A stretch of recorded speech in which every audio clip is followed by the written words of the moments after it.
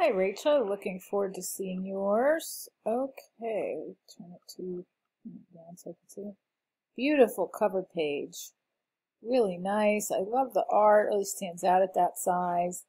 I love that you repeated it and the bubbles are coming out, but then you pair it with a clean and elegant typography. Right away, I can tell, oh, she's a sophisticated designer. Looks fantastic. Table of contents really pops on the dark background. Nicely done. You have a consistent alignment. It's very sharp. Ah, that looks wonderful. I love the script font there. It's unique, gorgeous. Okay, so let me show you. This is a widow, one word on a line. So you want to edit those out in graphic design as much as possible. And then other than that, I recommend that you be super consistent because that's something that is going to be expected from a designer of your consistency and sophistication. So you see how you've aligned it with about 2 centimeters to the right here.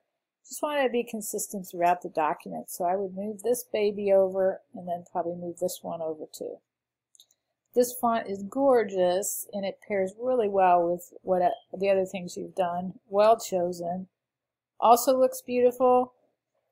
You know, I can appreciate that you changed the font size for this page, but I do recommend trying to be as consistent as possible with repeated elements. It just gives a tighter look.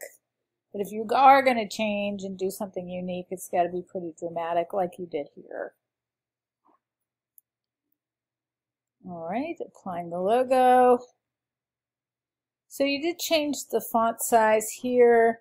Consider, unless it's something unique and special, consider keeping it the same throughout.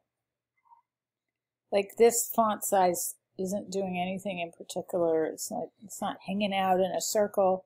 So perhaps make it the same size as what you've got up here. Okay, this is important because these are very subtle changes and it's good that you're showing it. And then, but you've got this sort of center justified and this one doesn't have enough type to really look like it's center justified and this one you can't tell. But again, be consistent with the body copy. Okay, that looks really nice. And you followed your own rules on the letterhead, very good. So again, with the envelope, I do think you're going to have a hard time, like if you were to print this.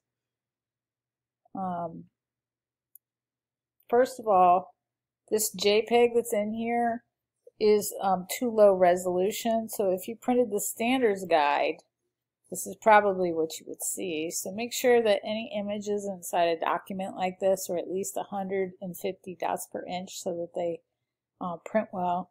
But other than that, I think this is going to look really cool with the stamp, but the post office might not like it because that black is very close in hue to this sort of dark pink.